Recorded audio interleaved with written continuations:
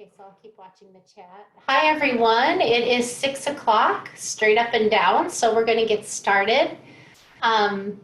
Wanted to go over, first of all, say welcome to you, and we're happy that you're here.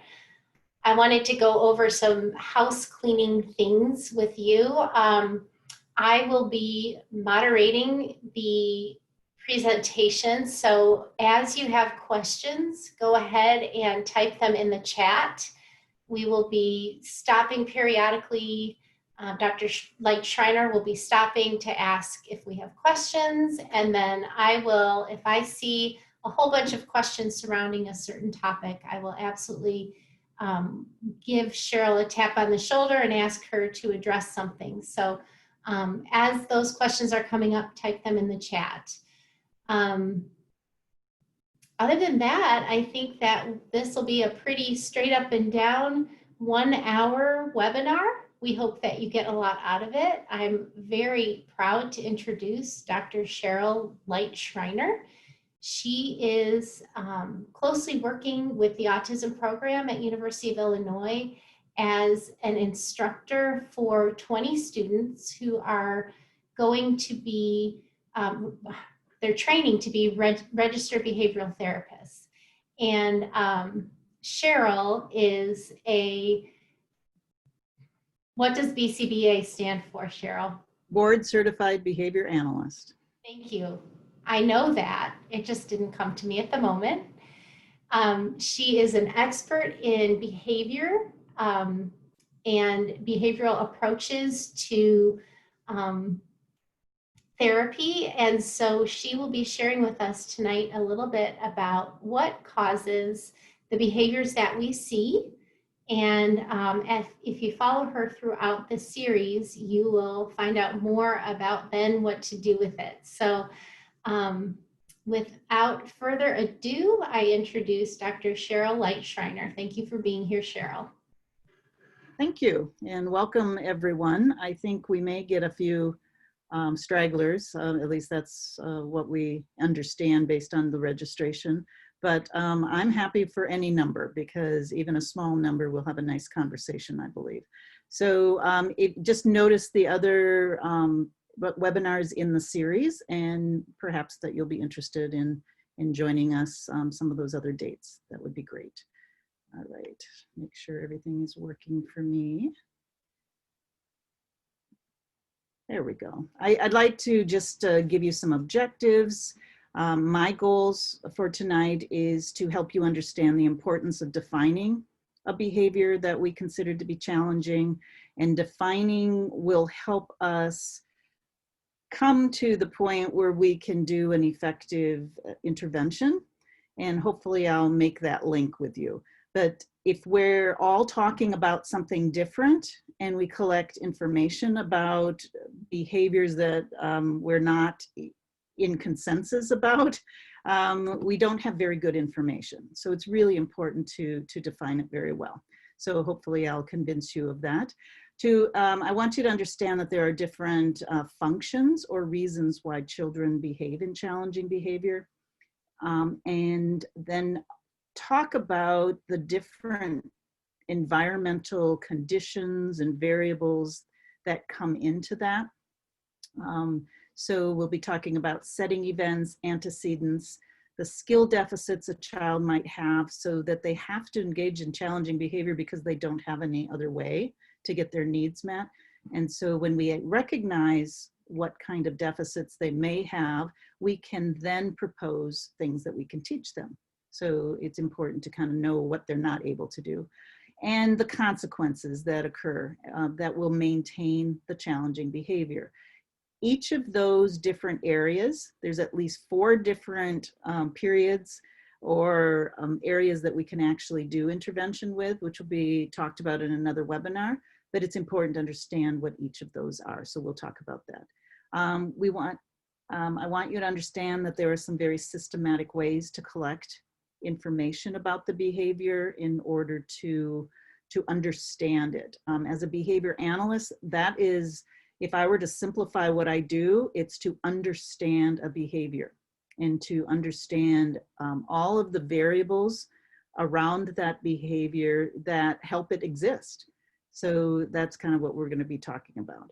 And then if we have all of our information and we're understanding a lot about it, we're going to develop a hypothesis. It's a guess. It's an educated guess based on information. So it's better than just a random guess. And we're going to hypothesize why the child is doing it. Once we have that hypothesis statement, we can go ahead and start developing interventions that directly relate to the reason the child engages in the problem. So that is kind of what my goals are for tonight. Jeannie already talked about that there's a folder for you to get the presentation, so you could download that now. I don't know, Jeannie, if you could put that link in the chat for them and they could just go ahead and get the note page of the presentation. Within that folder, I also gave you those information gathering tools. These are just a few. There's many, many more, but these are the gold standard tools that we use in behavior analysis. And I believe there'll be a link to the recording if you want to go back to the recording at some point in the future. So I have to kind of move your faces so I can see what's on my slide. I'm sorry about that. So let's just start with defining the behavior. Actually, I thought there was another. I'm sorry. Maybe.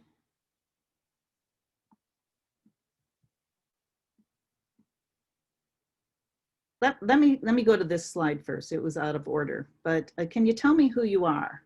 And as you're telling me who you are, I want you to also think of a second question of, why are you here? What are some of the behaviors that you've experienced that brought you to this, this session? And just something else to tease you with, why are they challenging? Why are those behaviors challenging? So I am going to stop sharing for just a second. And if you could go ahead and either type or I'm happy for you to unmute in order to just tell me who you are, that would be great.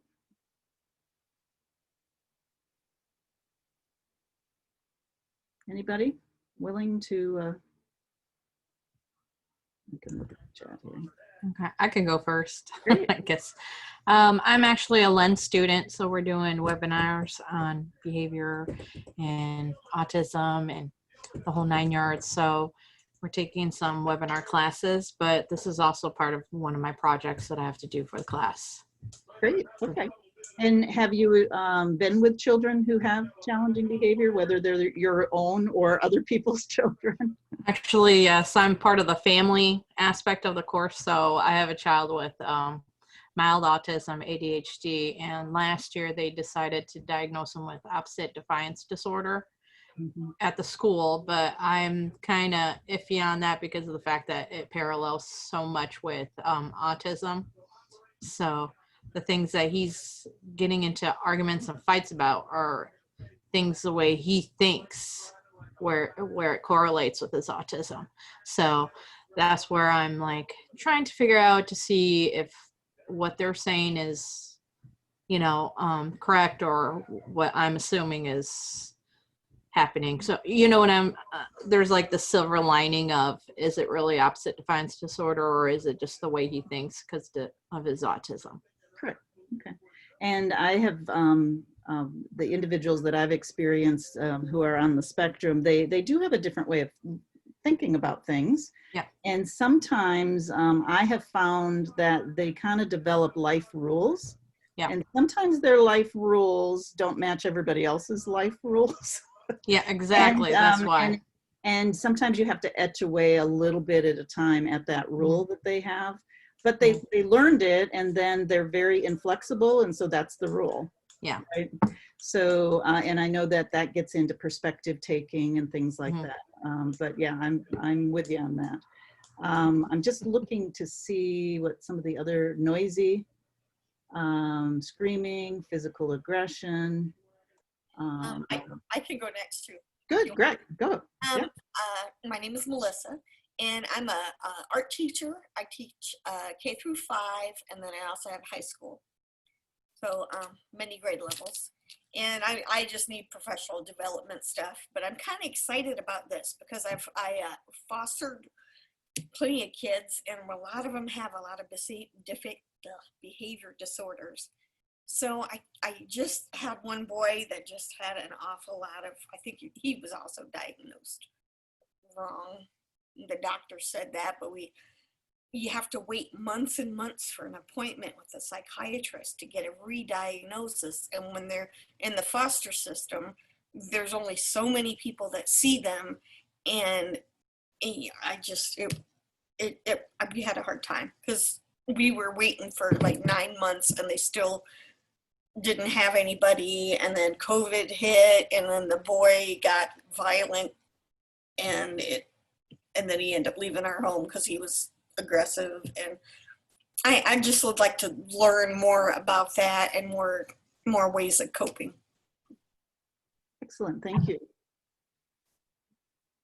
And you were in a tough situation and services couldn't come fast enough. And I think that that's a shared experience that people have. And one of the reasons I want to prepare more people to go into the field of applied behavior analysis is because there's a waiting list. There are families waiting for people to have some skill in some of these agencies. So I'm hearing you there. Who else? Anybody else want to share a little bit? This is Rich Eisenmenger here. Hi. Hello. My wife is Karen. I think you know Karen possibly. Yeah, I thought so.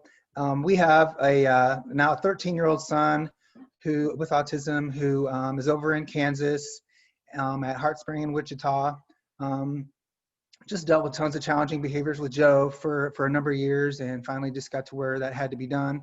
But still trying to learn. We see him on visits, and he'll be home, so we're here to learn.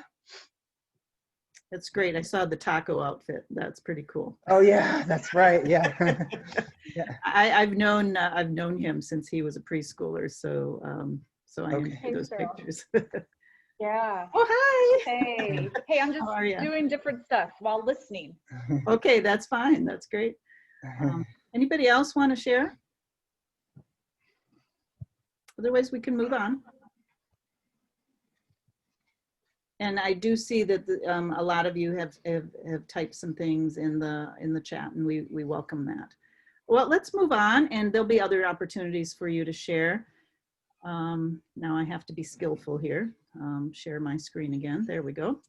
And so I just wanted to tease people just a little bit that, you know, my husband, in fact, he's a professor also in special education, and he hates the word challenging, but that's kind of, I kind of like it, but I like to have a discussion on who does it challenge. It really doesn't challenge the child very much. It challenges everybody else in that child's world. But where it does become challenging and when it's interfering with that child's development, child's learning, you know, the ability to access different environments. And then I think it does become challenging. But I think when challenging behavior hits us over the head because it's very disruptive to us in our environment and other people in the environment, that's, I think, when it gets its best notice. But they're challenging for lots of different reasons. And so we'll kind of move on, but I know that can be difficult for people depending on the reason it's challenging. So let's see, my arrows don't always work. There we go.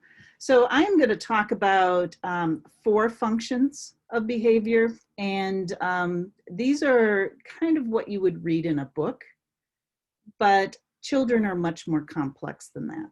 So I understand that, and I want you to know that I understand that one behavior could have many functions. I worked in a residential facility in the Minneapolis area years and years ago, and one young lady had different variations of a cry to get her needs met. And people who worked with her had to really listen carefully because they knew that if it was kind of a you know, kind of a pouty kind of a thing, that it meant one thing.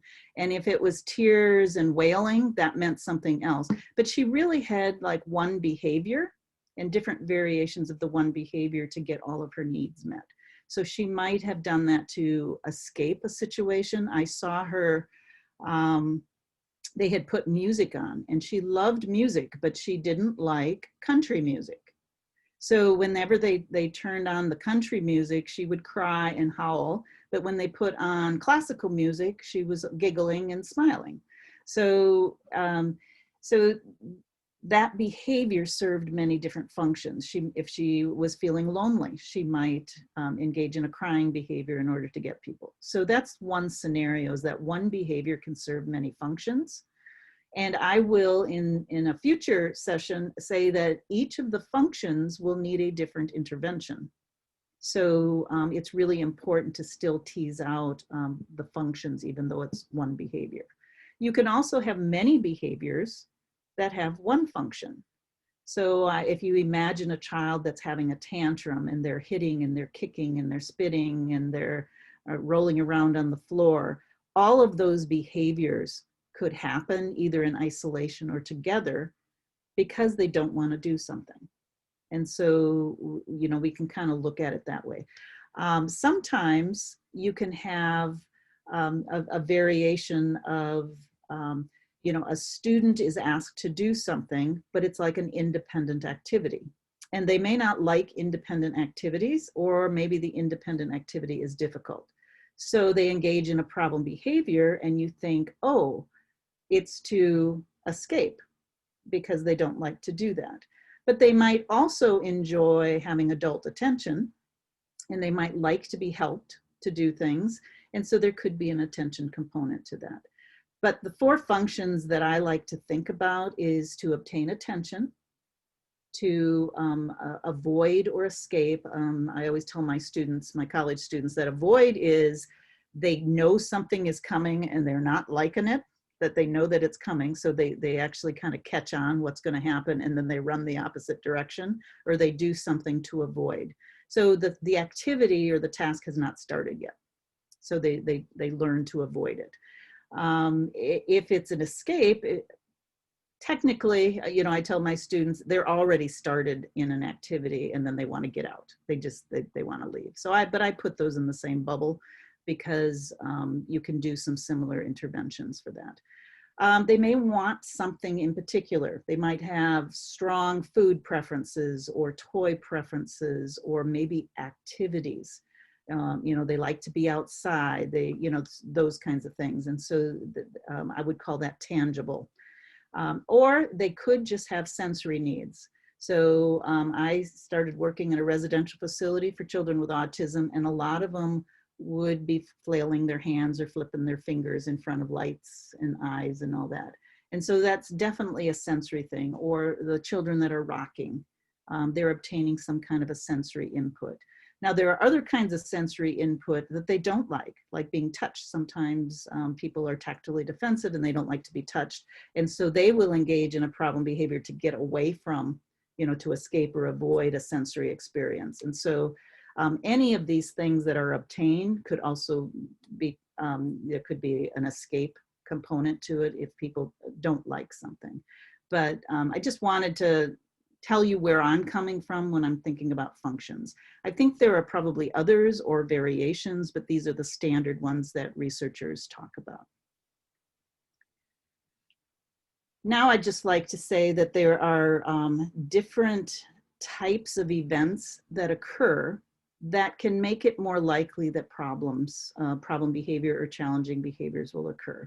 I think that you all would be able to come up with all kinds of examples, and I'll give you a chance to do that in just a second, of things that, if you even think about yourself, that if I'm not feeling well and somebody places a lot of demands on me, I'm probably going to fuss.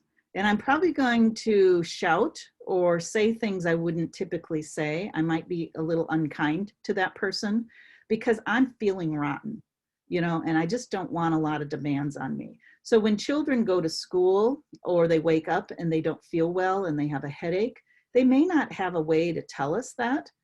And then we put the same demands as we do every other day on them, and suddenly it seems out of the blue that they have some kind of a challenging behavior.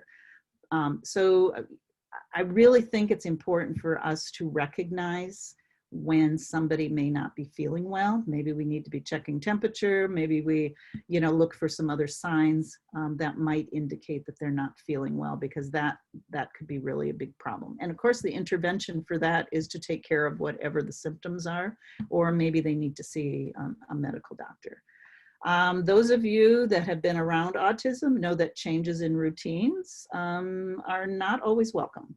And so there can be some really dramatic things that can happen. I worked with a young man about 5 years, and I would go every Saturday and take him out into the community.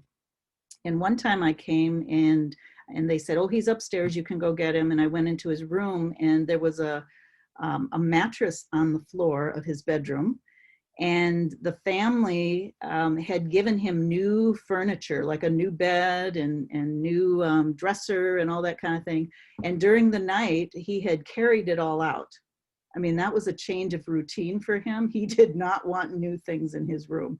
And so I found that to be somewhat humorous, but really frustrating for that family, that here they were trying to provide for him, but he just did not like those changes. So changes in any kind of a routine, like a late start for school, or, waking up late and then having to rush, all of those things can kind of set up for a bad day later on, because the person is what I call, and this is not a behavioral term, out of sorts. When that happens to me, I feel a little bit of out of sorts, and everything seems like it's not in sync for me that day. Medication side effects or missed medication is a really common thing. If somebody is not regulated and there's a medication kind of a thing, that can affect somebody, and that's kind of a medical thing. And so that may set them up to behave differently or more challenging, with them in a more challenging way later on. Have being in different settings. I hear students, practicum students, talk about their students, sleeping in a different bed every night. Or there's maybe a divorce in the family, and the children are bouncing from one home to the other. And so that can have an impact on how that child might behave. Fatigue, hunger, different life circumstances can happen. And it's just really important to try to understand if there's any predictability with your child or with your students when it comes to that. And we can document that. And for teachers, I tell them, communicate with the family. Try to find out whether there is any kind of predictability, and maybe start a checklist. And if there was one situation I heard once where the child missed the bus, and so then the mother had to get them all packed up in the car and take to the school, and they were a little late. And the teacher had a really bad day that day, and the child had a really bad day. And that meant everybody in that environment probably had a bad day. So they developed a plan that when something unusual happened at home, the parent would contact the teacher would check that off in the checklist, and she had found that when more than 2 things on the checklist were checked, that meant that she was going to plan a different school day. She was going to go to the car or the bus and walk with the child to the classroom. She was going to have a fun activity waiting for the child. She was going to work on maintenance activities as opposed to new kinds of things. But that's really the importance of setting events, is that if we know and if they're predictable, we can do something about that at some later point. So can you think about any other types of things that have happened to you that could be considered to be a setting event that I didn't have listed? Anybody? Was my list pretty complete? I know it's not everything, but I'm sure that, I think one situation I heard that if there'd been an argument in the morning, like maybe there'd been an argument over what they're wearing, that could have a ripple effect for a little bit later in the day. Any thoughts by anybody? All right, well, we'll move on. You can always chat in the chat box also.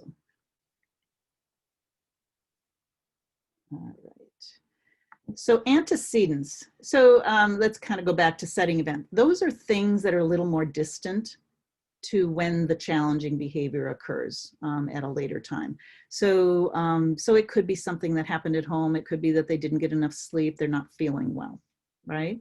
And then when you are trying to put demands on that person, that would be the more immediate. That would be like within a minute of when the problem behavior occurs, or within 2 minutes of when the problem occurs. So it's just, it precedes it like immediately. And so that would be like in a school, I teach teacher ed folks. And so, you know, I said, so you're saying, okay, class, it's time to get your book out. Or John, it's time to get your book out and turn to page, you know, 53. That's a demand. Now, if John has had a really bad night and you give him just a simple instruction to get his book out and turn to page 53, he might blow up. But on most other days he doesn't. And then you think, wow, that was out of the blue. But really there was a setting event that may have influenced him. But there are lots of different kinds of antecedents. So it could be just a demand. It could be a complex demand. I see often where children who really need a lot of time to process are given like 5-step instructions, right? Well, first I want you to do this, and then, you know, and it just goes on. And to be honest, if somebody's giving me directions that I have to drive somewhere, I need to write it down, because if they go beyond 2 or 3 steps for me, and I'm trying to get someplace I don't know, so it'd be like a new thing for me, I've pretty much lost. I'm lost at that point. So I really need it kind of in a visual form for me to understand a multi-step instruction. And so even simple demands, you know, might be something, if it's a very difficult thing for this person to do, we really would want to think about what that is. Transitions, I don't know how many times I've heard parents and teachers you know, say that as soon as we start something new, then we have problems. And I want you to think about that for children on the autism spectrum, any change is difficult. And then if they're not quite sure what comes next, that can be difficult. I worked with a lot of very difficult folks that had challenging behavior, and I really believe that there was this kind of philosophy that, you know, like things are going pretty good right now. You know, I'm doing an activity that's not too bad. And, but then somebody comes up and goes, blah, blah, blah, blah, blah. And that's never good, because it usually means I have to get up. I have to have some, you know, motor activity, and I might actually go somewhere where I'm not going to like it very much. And so transitions and shifting activities can be difficult. Another thing is when they're doing something that is the top of the fun, and you're asking them to do something that's not so fun, that can be a real big problem. So the transitions and shifting of activities can often be a problem. Noises, for some people that are very sensitive, you know, it could be, you know, that suddenly the room is very hot. That happens to me at my age, you know, if things get too hot. Distracting events. And so, you know, maybe you've been given an instruction and then all of a sudden a bunch of people show up, right? And it's very distracting. That's, you know, again, you're not knowing what's going on, and that could trigger some kind of a challenging behavior. Unfamiliar people, you may not know how they're going to respond to you, or they don't respond in, you know, in the right way, or they don't say things in the right way. And so that could be a trigger. I kind of talked about the non-preferred. Anything that's unpredictable can really be a problem antecedent.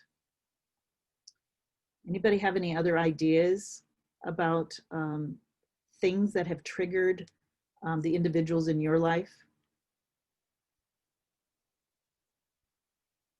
Or is that like an okay list? I mean, it really isn't very exhaustive at all. It's just kind of some of the things that I've experienced with some individuals. I'll just move on. So skill deficits, and this could really go on and on, but again, in my experience, there's usually a communication deficit. And even when a child is very verbal, can have conversational skills and talk with you, it doesn't mean that they're able to articulate all of their needs very well. And it may not mean, even though they can talk pretty well, that they're understanding things that are happening.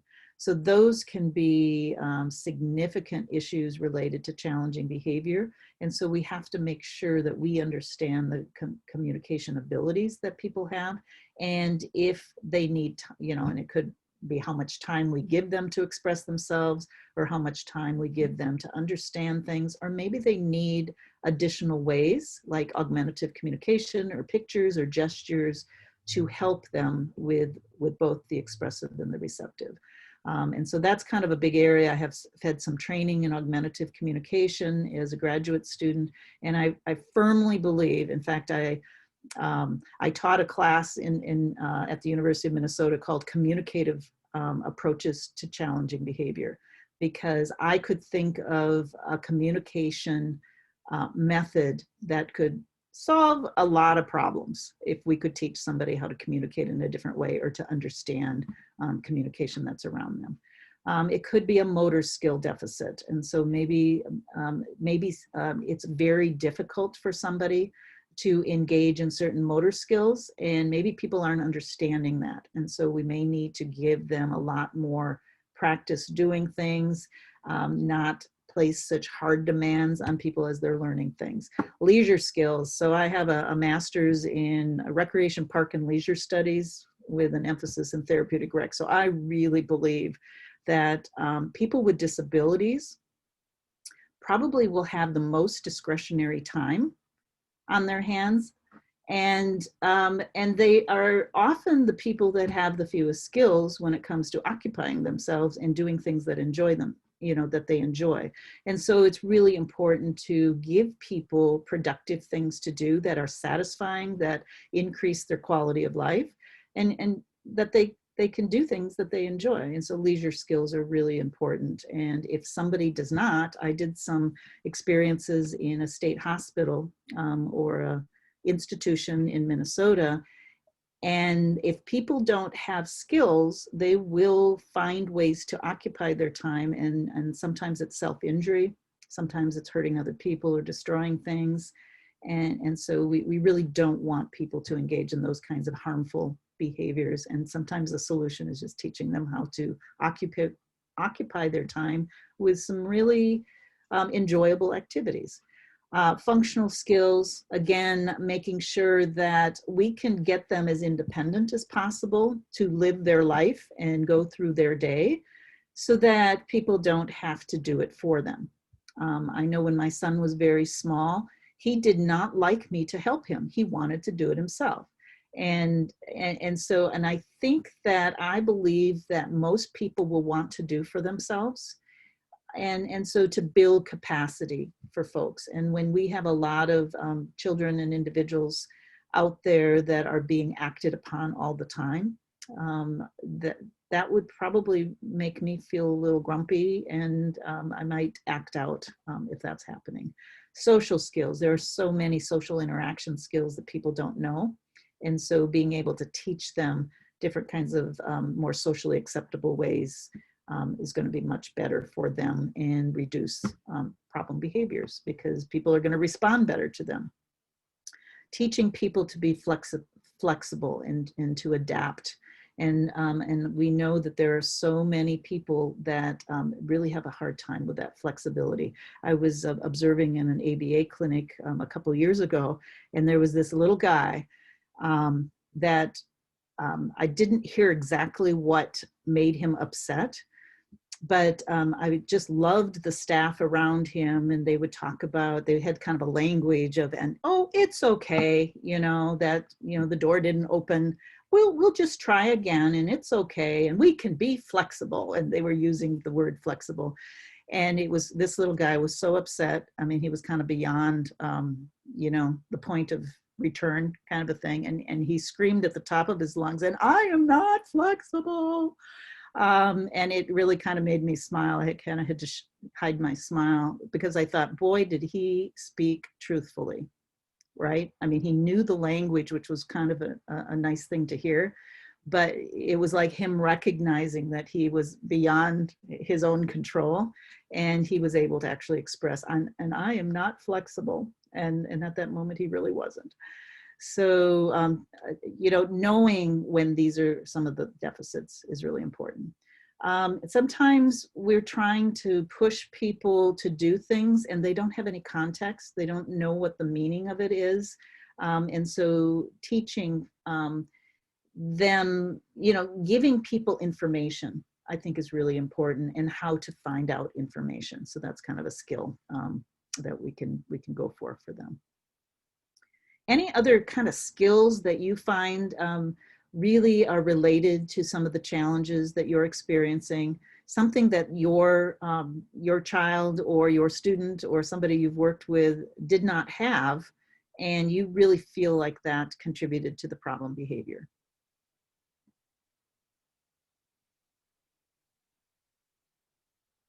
And I'm really not a half empty person. So it's not that I'm always talking about deficits, but in the context of analyzing challenging behavior, it's kind of important to at least have an idea where we could build capacity so that the problem behavior isn't necessary anymore. So we really want to build capacity. And again, I'm really biased on communication. So if somebody wants something, and their problem behavior is to grab it and to steal it from other people, to teach them how to say, "Can I have that?" is going to be a much more acceptable way, and in order for them to obtain what they want. So I do think that communication is one of those areas that can, I've discovered that I can always do better, and I can always increase my, so it's not something I'm ever finished with. And I think that's true of the children that we work with also. All right, let's move on. Arrows. Okay. So consequences. So here's one of the things that I think it's really important to consider is all the different things. And so I have all my function words there. So when a child has a tantrum, what happens afterwards? What do they get, or what happens to them after that? Is somebody giving them attention? Do they get out of something? Oh, they didn't want to go to grandma's house and now they're having a big fit about it, and so we're just not going to go to grandma's house. Okay, so the end result is they didn't have to do something that they didn't want to do. Is it that they get something? So if I did this, gave this example last night in my class. And so if they want a cookie, right? And you don't have any cookies, and you have to say no, or you have to say not right now, that could cause a big problem. And then what do you do? And in my example to my students, what likely happens, because we want to soothe that child and we feel bad that they can't have what they've asked for, and they maybe even used good language to begin with, we're going to do everything in our power to give them something that they like. But then we have to think about, okay, so they had a big tantrum and they fussed about that, and then we made things really good for them, and then the problem behavior stopped. But are they more likely next time to have a tantrum when something doesn't, they don't get what they want? And so we have to kind of think about that. We want to look at consequences. It's just what happened. We're not like really pointing fingers at anybody, but it's important to be really honest about what happened. Or sensory input, again, is what happened after the problem behavior, is that somebody gave them an opportunity to engage in their self-stimulatory behavior, or we gave them toys that were had kind of some vibration or noise or that kind of a thing. So thinking about that sensory input.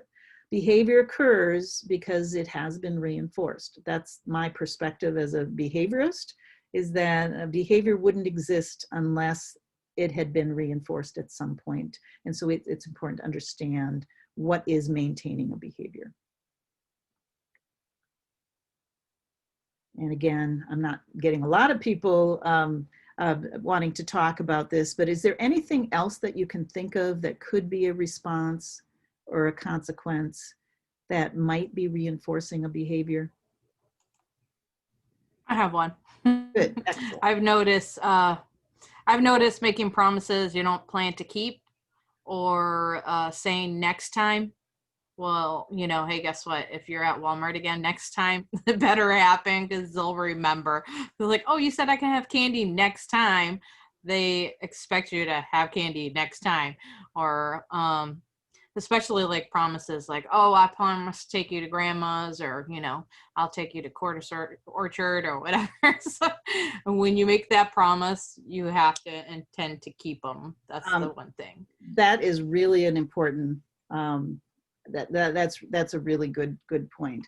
And so people tend to want an immediate consequence, and so you're kind of talking about a child that you have to delay it, right? You know, you can't do it this time, and there could be lots of reasons why, you know, that you can't give it to them. And if they trust you at least that first time and they calm down, they, like you said, they're going to remember the next time. And if you don't follow through, you have now undone everything that has to do with that trust, and you have to reteach that again. So I actually have, we'll talk about this in another session, but it's called Building a Tolerance for a Delay of Reinforcement, or whatever it is that that child wanted. And it has to be done really systematic. But it's kind of interesting that that we all would like things immediately, and we have learned in our life how to tolerate or to soothe ourselves and to wait. I was telling my students last night, in fact, that you all, the big ring, right, that you're going to grab for is that license to teach, to have your own classroom, to have a salary, to set up a house somewhere. And you are all being very patient. It's going to take you 4 years to get there. But that's not typical when you've got somebody that needs kind of that immediate gratification. And so really thinking about all of the things that would involved in that trust and really following through with that. I think that's a really important thing. So we'll talk about how we would do that. But absolutely, that's a great example that we have to follow through. And when we can't follow through, that's a real life experience, and we need to teach them how to tolerate that when that happens. So that's good. All right. Cheryl, there's a comment in the comment box about we learned very early to allow ourselves to become angry made the situation much, much worse. Remaining calm is very hard, but it's the best choice. I know that you're going to cover that at some point. I don't know if now is a good point to do that, or. So if I understand that anger is probably more effective than being calm. And it's important that when people are demonstrating the right behavior, the calm behavior, the waiting behavior, that we are recognizing it. And we need to make sure that they get some positive consequences when that occurs. So I'm not sure I'm getting the point exactly, but children are really I think good. the point is the reaction to the behavior by the parents was anger. Oh, and so we talked about this earlier today. Yes. About how we need to remove our emotions from our reaction. Absolutely. Yeah. And you know what? I've been there. I'm a parent, and there have been just times where, you know, I probably blew it, you know, and I reacted in a way that was not equal to the situation. Let's just say it that way. And I think that, you know, it's fine. It's just one of those things that happens, and we move on. But when we think about behavior, it feels very personal. It feels very personal to us. One of my first jobs, and I was working with kids, and I had somebody spit in the face, spit at me, and it hit my face. Now, it doesn't get much more personal than that. You know, bodily fluids are flying through the air, and, you know, all that kind of stuff. And it made me angry. But I was really appreciative of the fact that I had gotten some training, and people said that when we are controlling or trying to manage the behavior of other people, we had better be in a healthy place. And so, you know, they actually helped us with some, you know, calming of ourselves and stuff like that. because we, as a person who is getting paid in a paid job, I know as a parent it's a little bit probably a different situation because you have your child 24/7, but in that kind of a situation, it kind of helped me to try to remove myself, you know, go to some place that was kind of a neutral place, and to really have a mantra that it was not personal. The child, the behavior is a symptom, but it's not what the child is. That you know, I mean, so you can't look at a behavior and say that's a bad child. And I remember as a young person thinking, wow, you know, I really had to kind of like wrap that around my brain a little bit.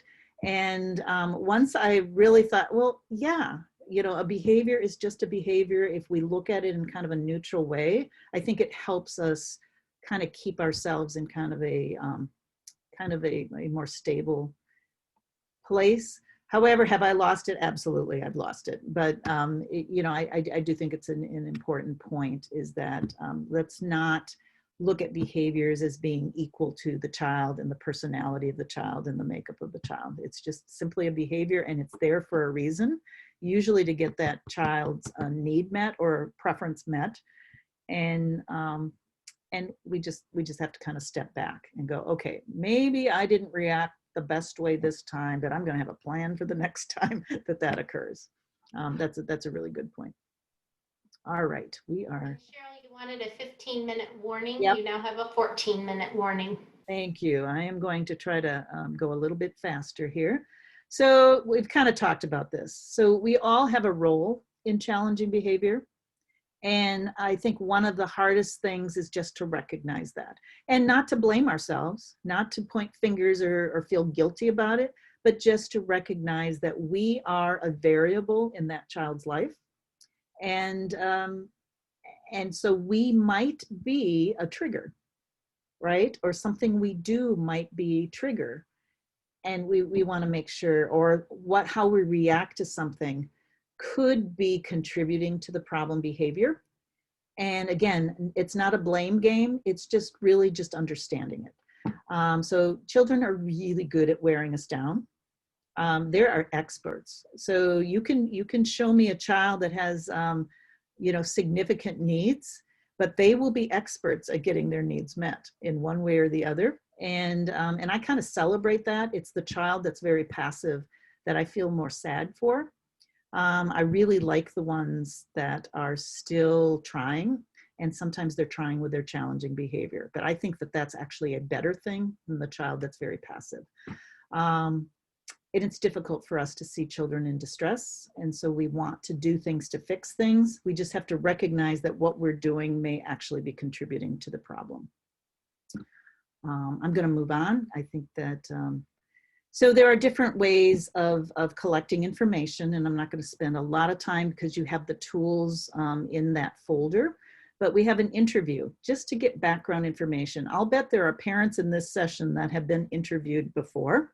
If you're a parent, have so much important information that other professionals need to know.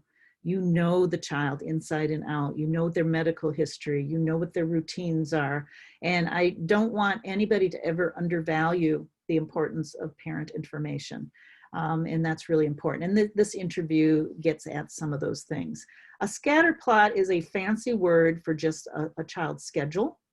And when you collect data, you can have like hour blocks or just by activity. There's lots of different ways you can do this, and whether or not the problem behavior occurred during that time period. It's a really simple way of collecting information. And it's really helpful if you have like a behavior specialist helping you, or it helps you know that, gee, it always happens at 9 o'clock. Now let's like look at what's happening at 9 o'clock. So that helps you kind of figure out what's going on. An ABC data collection system is going to be looking at when a behavior occurs. And again, we want to define it very, very carefully. I had skipped that slide, but you can go back to it. It's important to define that behavior so we're all talking about the same behavior and it's very visible and measurable. So when that behavior occurs, what happened just right before? You just kind of narratively just write that down and what happens right after it. And it's you develop kind of a skill to put in the right kinds of events that are occurring, but that can be so helpful. And that's what I always ask for when I go in to consult with a teacher or a family. I'll say, can you gather a few days of ABC data for me? And then I will look for some patterns. And then there are some more formal ways of doing some direct observation. They look a little bit more complex, but the form that I have given you is really kind of a fancier version of an ABC chart and a scatter plot together. So I wouldn't let it worry you. Here are some of the things that are addressed in an interview. Again, it's defining the behavior, setting events, antecedents, consequences. And this is from a parent's point of view or the person you're interviewing. It could be a teacher who knows the child really well, and you would want to find that out. And so you can maybe look through some of these things, but it's all very, very important information. I love the one that, tell me how the child currently communicates, and not just that they talk. How are the other ways that they communicate? We all communicate with nonverbal communication. So it's important to recognize that all children are doing that too. And I have even found in my experience that sometimes the words that come out of a child's mouth are not consistent with their behavior. And I almost prefer to just watch their behavior. I've worked with some folks that maybe have some emotional disabilities, and they were quite articulate with their language, but it didn't necessarily match what I felt the function of the behavior was. So I worked in a facility, and I had one young lady who just, she screamed at me. I didn't give her something she wanted, and I hate you, I hate you. And it made me feel bad as a young person, that somebody would hate me so much. And then the next day, I was her best friend. And so it was kind of this roller coaster. And it was, again, another experience where I was learning, oh, okay, so maybe I shouldn't pay so much attention to the words, but maybe how it's being delivered, or maybe what the real message is. It probably was not, I hate you. It was more like, I don't like what you just said to me, or I don't like what you just did to me, or I just don't like this situation at all. And it really wasn't a hate issue. So that's again, another experience where I was trying to remove the personal part of it from just kind of analyzing the behavior.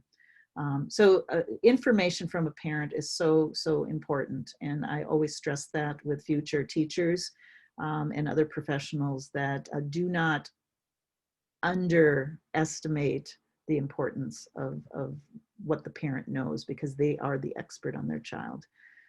All right, moving on. And these are just some examples. This is a scatter plot, and basically it's a schedule.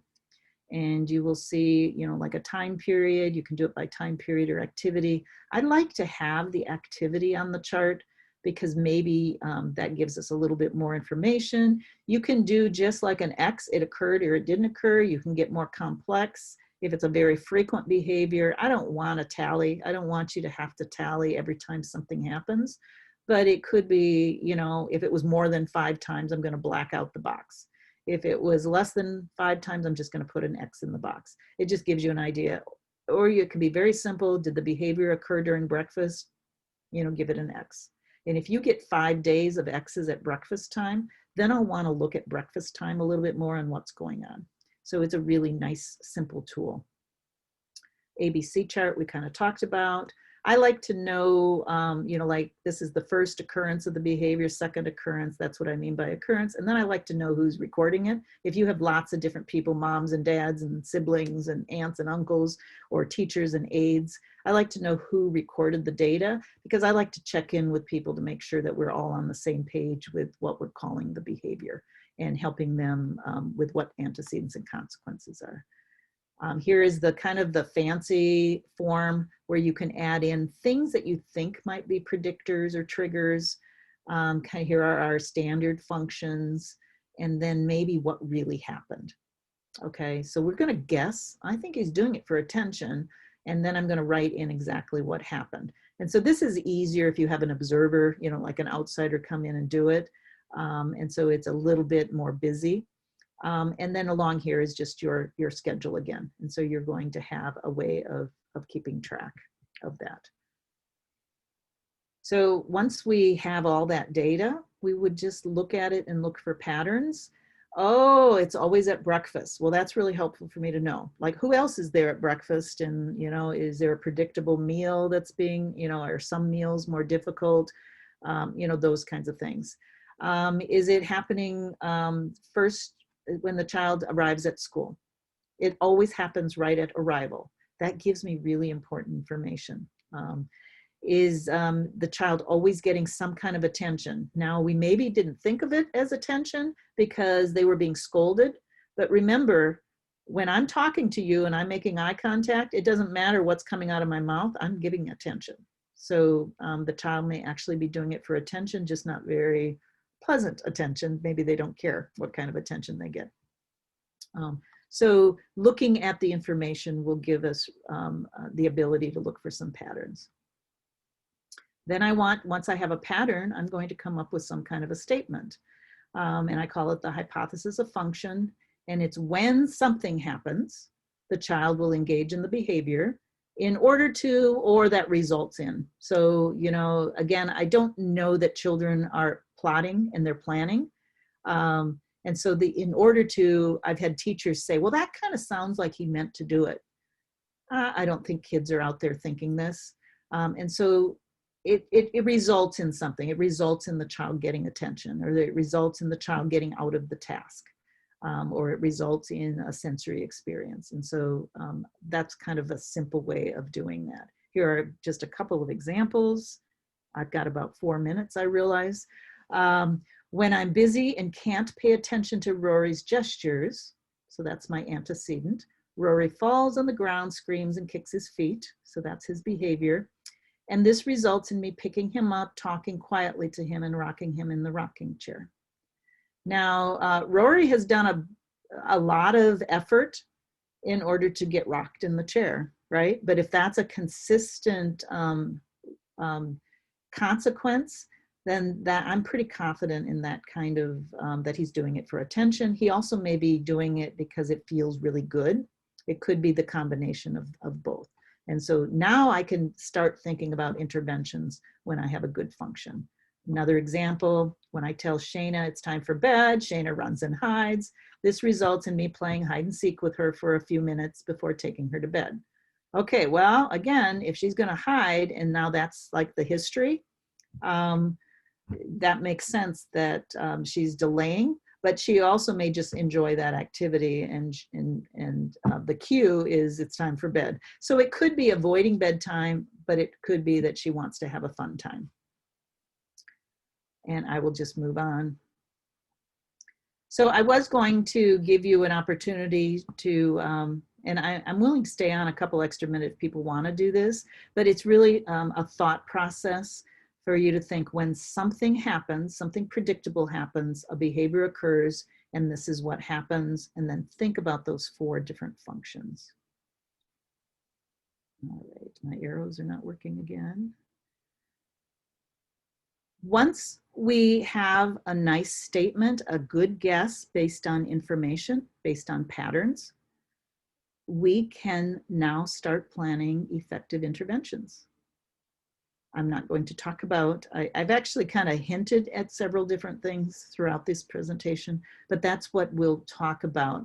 I'll give you specific examples for all the different functions. I'll give you examples next time about what to do for setting events, what to do about antecedents, what kind of skills to teach, and then different ways of reacting to children based on the function of the behavior. And we'll talk about that at our next session. So that will be real exploring the function-based intervention. I hope you can join me for that. And I'm sorry I didn't give you as much time to talk, but I'm really happy to just kind of stay on for a few minutes if anybody has any questions.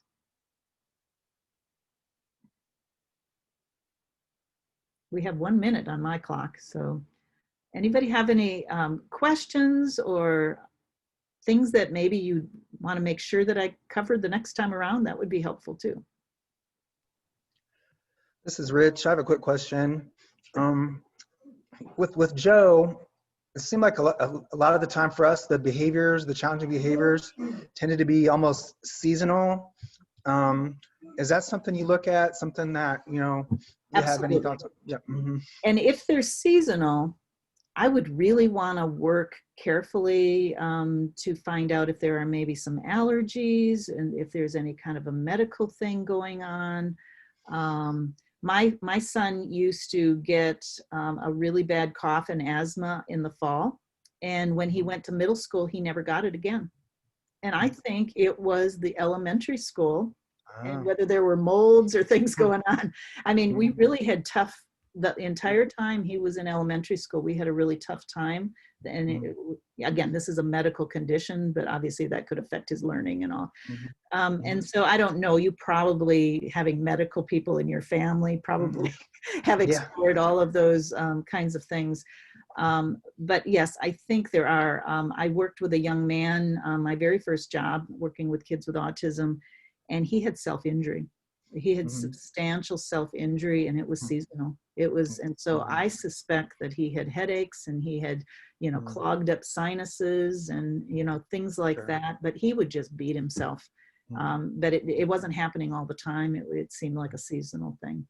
So I do think that that is something, and whether it's transparent on what is the trigger, you know, related to the season, I don't know. But if it's predictable, then we just have to prepare for that season, don't we? And I'll Yeah. bet you Right. probably have done that. That's probably been how you have handled that. Yes. That's actually an interesting point, and I'll probably write a note about that to see if other people, researchers, have had an explanation of that. And I can always get back to you guys if I do find something. Sounds good. Thanks. Yep. Anybody else have, you know, something they'd like to ask or talk about?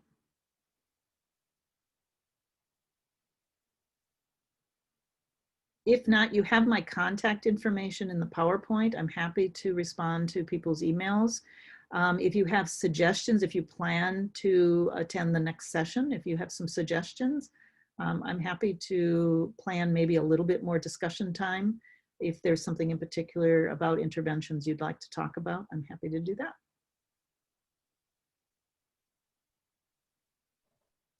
Thank you everyone for coming. Thank you, Cheryl. That was really, really good information. And we look forward to learning more about now, how do we address the challenging behavior? So I hope all of you will be back on the next webinar, and feel free to invite friends. Thank you so much. I really enjoyed this, and hopefully I'll see you again.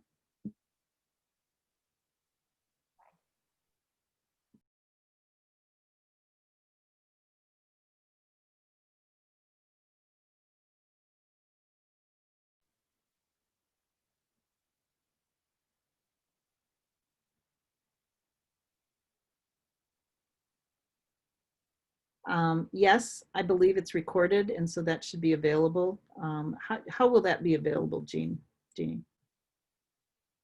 In the box? I will be, it is going to be in the box file. So I will be making that available to people who attended. Great, thank you.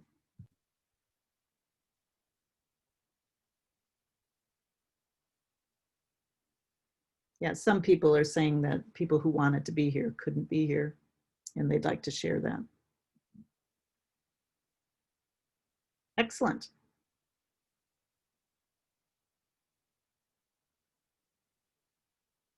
Now it's just you and me.